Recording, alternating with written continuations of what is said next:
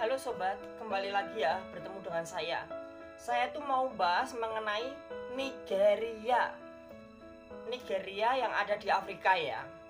Dimana Nigeria ini menjadi salah satu benua yang perkembangan Kristennya itu sangat luar biasa.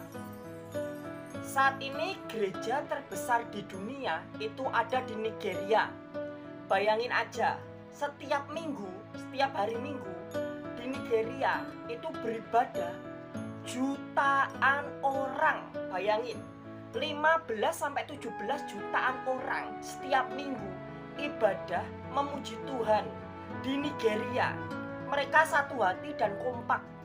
Tidak ada perselisihan, tidak ada penjatuhan agama Kristen dijelek-jelekin, jadi nggak ada. Di sana mayoritas itu Kristen. Bayangin, 15 juta sampai 17 juta orang berkumpul setiap minggu hanya untuk memuji-muji Tuhan. Itu luar biasa loh. Bayangin aja, 100.000 orang itu udah luar biasa loh ya. Ini 15 sampai 17 juta loh di Nigeria. Dimana Nigeria itu saat ini keadaan ekonominya tuh krisis. Walaupun ekonominya krisis, tapi terang Tuhan hadir di Nigeria. Terang Tuhan itu ada di Nigeria. Dimana mata uang Nigeria itu kan Naira. Dan sekarang kalau dulu satu Naira itu sama dengan 40 rupiah uang Indonesia.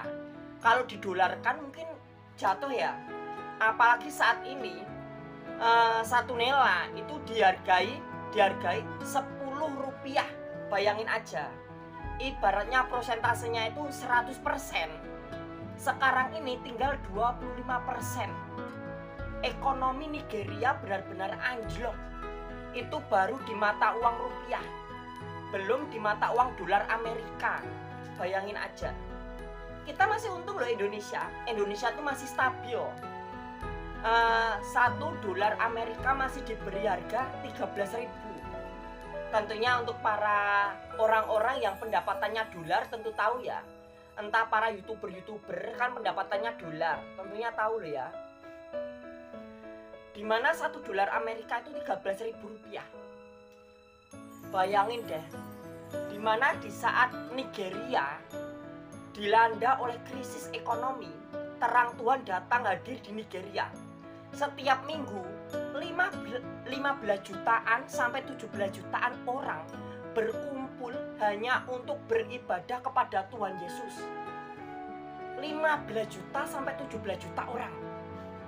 Dan saat ini gereja-gereja besar Nigeria itu membuat target yang akan dia buat di tahun 2035, 2032 atau 35. Mereka menargetkan 40 juta jiwa.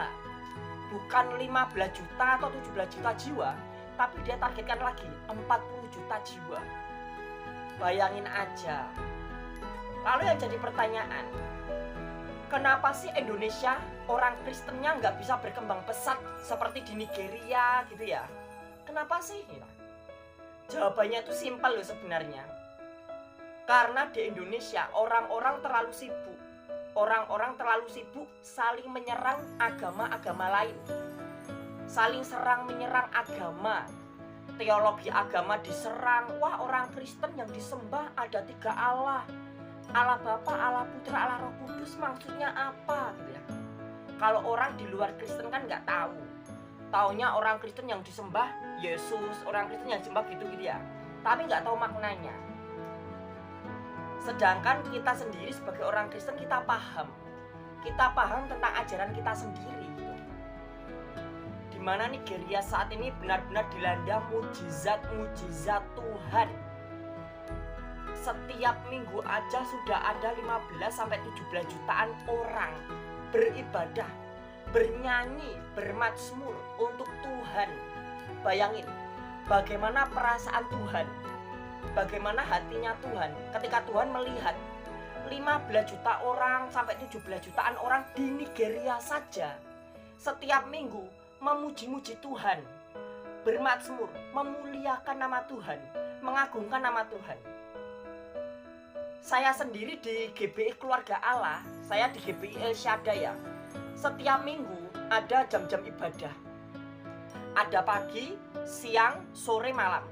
Setiap ibadah sampai ribuan orang. Itu baru di GBI di satu gereja loh ya, di tempat saya. Belum di gereja-gereja lain. Bayangin, belum di seluruh belahan dunia. Setiap minggu orang Kristen sepakat memuliakan nama Tuhan, mengagungkan nama Tuhan, bermazmur untuk Tuhan. Seperti kisahnya Raja Daud atau Nabi Daud, nabi dari bangsa Israel, rajanya bangsa Israel. Tentu ya, Nabi Daud atau Raja Daud itu nabi dan raja dari bangsa Israel. Kalian tahu kenapa Daud memiliki kitab yang dinamai Mazmur? Kenapa namanya Mazmur Daud, bukan syair Daud? Karena Nabi Daud tidak bersyair. Karena Nabi Daud tidak membaca pantun. Karena Nabi Daud tidak membaca puisi. Yang Nabi Daud lakukan itu bernyanyi, bermazmur. Nabi Daud itu bernyanyi atau bermazmur untuk Tuhan Allah Yahweh. Dia tidak bersyair, dia tidak membaca pantun, dia tidak berpuisi. Tapi dia bernyanyi, dia bermazmur untuk Tuhan. Itu kisah Nabi Daud. Dan kita orang Kristen, kita juga bermazmur, kita bernyanyi untuk Tuhan. Kalau mungkin orang di luar Kristen kan mengatakan, wong Kristen itu loh, orang Kristen itu loh ibadah kok nyanyi, ibadahnya kok nyanyi-nyanyi gitu ya. Mereka nggak tahu makna arti kita. Kenapa sih ibadah kita nyanyi? Kenapa ibadahnya Nabi Daud itu nyanyi? Kenapa Nabi Daud itu bermazmur, bernyanyi? Karena melalui pujian kita, kita mengharumkan nama Tuhan. Kita memuliakan nama Tuhan. Daripada kita di gereja hanya sujud-sujud di altar, di tembok, sujud terus, tapi nama Tuhan tidak dimuliakan.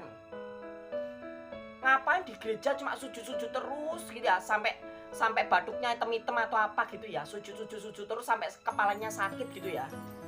Tapi nama Tuhan tidak dimuliakan. Kita orang Kristen di gereja, kita memuliakan nama Tuhan. Kita datang dengan pakaian yang sopan. Kita bawa hati kita kita bawa di hadapan Tuhan. Tuhan yang menilai hidup kita.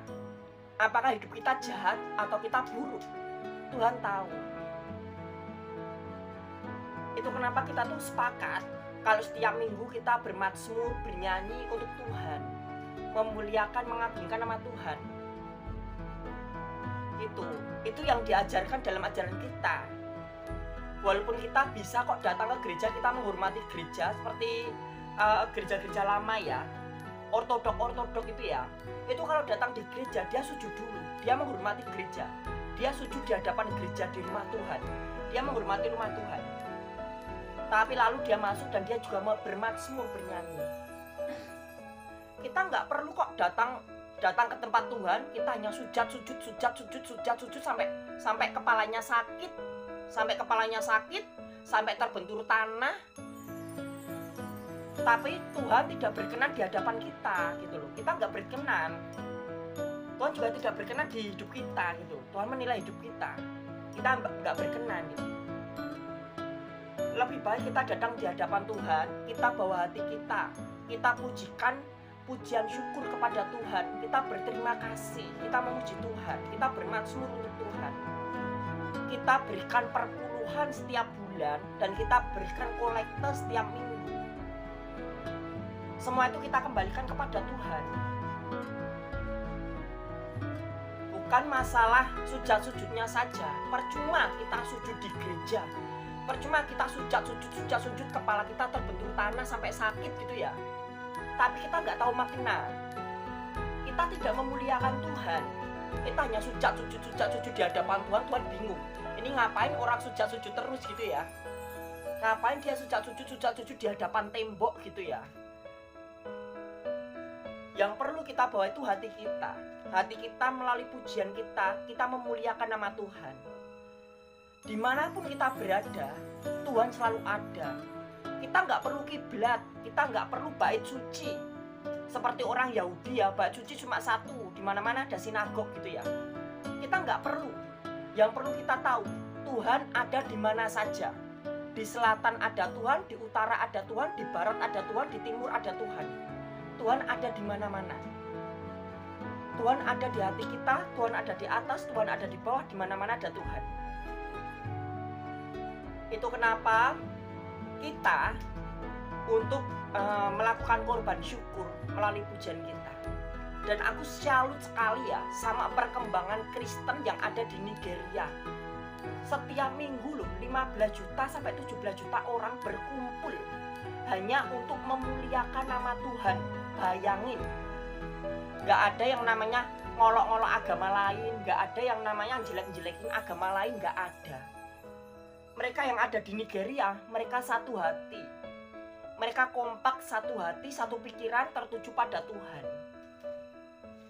Itu aku salut perkembangan yang ada di Nigeria. Jangan lupa klik like dan subscribe video ini.